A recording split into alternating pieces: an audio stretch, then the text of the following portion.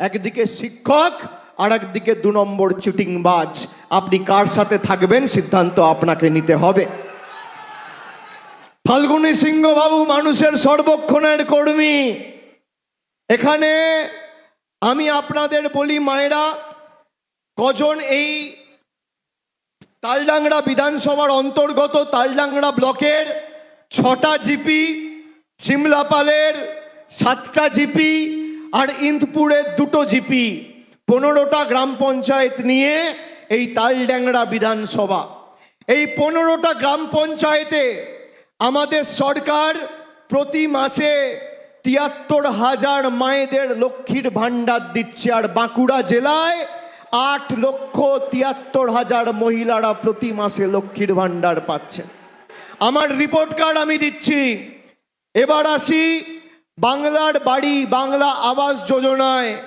গত 2 বছরে অর্থাৎ 2024 এবং 2025 সালে আমাদের সরকার এই তালডাংরা বিধানসভায় 14,550 জন গরিব মানুষকে পাকা বাড়ি দিয়েছে, মাথায় ছাদের ব্যবস্থা করেছে।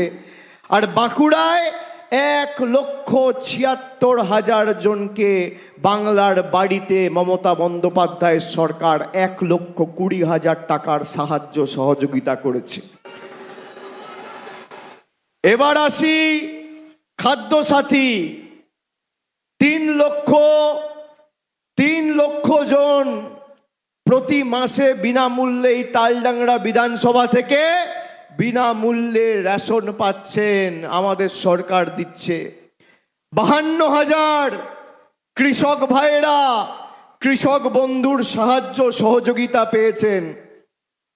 এবার আসি যুব সাথী। যারা মমতা ব্যানার্জিকে ব্যঙ্গ বিদ্রুপ করে বলেছিলেন যুব সাথী এমনি ঘোষণা করছে ভোটের জন্য, জীবনে হবে না, ফেব্রুয়ারিতে ঘোষণা করেছে আর মার্চের 6 তারিখের মধ্যে অ্যাকাউন্টে টাকা ঢুকে গেছে। এই তালডাংরা বিধানসভা থেকে 25,783 জন আর বাঁকুড়া জেলার 3,20,000 যুবক যুবতীরা 1,500 টাকা করে যুব সাথী প্রকল্পে পেয়েছেন। কন্যাশ্রী K1 আর K2 মিলিয়ে প্রায় 1,34,000 বোনেরা উপকৃত হয়েছেন। পথশ্রী, রাস্তাশ্রী, কেন্দ্র সরকার টাকা আটকে রেখেছে। গ্রামীণ সড়ক যোজনায় প্রায় 96টি রাস্তার নির্মাণ, পুনর্নির্মাণ এবং সংস্কার করা হয়েছে। মোট 150 কিলোমিটার রাস্তা আর খরচ হয়েছে প্রায় 67 কোটি টাকা মমতা বন্দ্যোপাধ্যায় সরকার করেছে। আপনাদের তথ্য তো আমি দিলাম। বিজেপির নেতাদের বলবেন এখানে ক্যামেরা রয়েছে, সংবাদ মাধ্যমের ক্যামেরা আছে, আপনাদের হাতে মোবাইল আছে, আমার কথার রেকর্ড করুন। যদি বিজেপির ছোট বড় মাঝারি দিল্লির বড় বহিরাগত নেতারা প্রমাণ করতে পারে গত 5 বছরে 100 দিনে নরেন্দ্র মোদীর সরকার বাঁকুড়ার মানুষের জন্য 10 পয়সা দিয়েছে, আমি রাজনীতি করব না।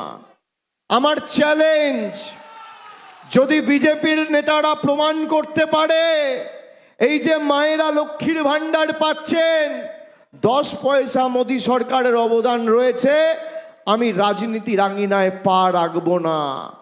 আমার চ্যালেঞ্জ, বাংলা আবাস যোজনায় 5 বছরে যদি মোদী সরকারের কেউ প্রমাণ করতে পারে যে একটা গরিব মানুষের বাড়ির জন্য নরেন্দ্র মোদীর সরকার 1 টাকা দিয়েছে, 1 টাকা, আমি তৃণমূলের হয়ে কোনোদিন আপনাদের কাছে প্রচার করতে আসবো না, ভোট চাইতে আসবো না। যদি 1 টাকা দিয়েছে প্রমাণ করে। এদের পায়ের নখ থেকে মাথার চুল পুরোটাই 2 নম্বরই, সব মিথ্যা। পাড়ায় যান, দেখবেন ভালো লোক, ভদ্রলোক, সভ্য লোক, শিক্ষিত লোক, মার্জিত লোক বিজেপি করে না। যত ধর্ষক, যত চোর, চিটিংবাজ, 2 নম্বরই, মাতাল, গাঁজাখোর, পাতাখোর, ভুইপোড়, বেঈমান সব বিজেপিতে। ভালো লোকরা কেউ বিজেপি করে না।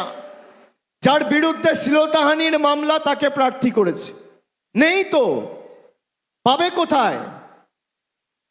যাদেরকে আমরা বর্জন করছি বিজেপি গ্রহণ করছে।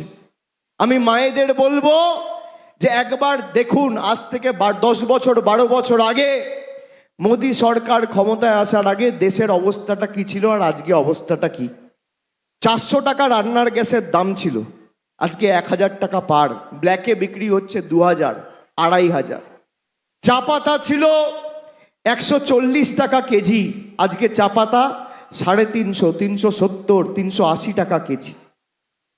কেরোসিন তেল ছিল 14 টাকা লিটার, আজকে কেরোসিন তেল 38 টাকা লিটার। রেলের প্ল্যাটফর্ম টিকিট ছিল 5 টাকা, আজকে রেলের প্ল্যাটফর্ম টিকিট 30 টাকা। দুধ ছিল 27 টাকা লিটার, আজকে দুধ 60 টাকা, 62 টাকা লিটার। টমেটো ছিল 18 টাকা কেজি, আজকে টমেটো কত, 40-42 টাকা কেজি। ঢেঁড়স ছিল 20 টাকা কেজি, আজকে 50 টাকা কেজি। আপনারা রান্নায় জিরে ব্যবহার করেন, জিরে ছিল 138 টাকা কেজি, আজকে জিরে 350 টাকা কেজি। কাঁচা লঙ্কার দাম বেড়েছে, মাছ মাংস ডিম সবার দাম বেড়েছে। একদিকে মোদিজি আপনার পকেট কেটে আপনাকে লুটছে, আর একদিকে মমতা বন্দ্যোপাধ্যায় লক্ষ্মীর ভান্ডার করে আপনার হাতে টাকা দিচ্ছে। পার্থক্যটা পরিষ্কার।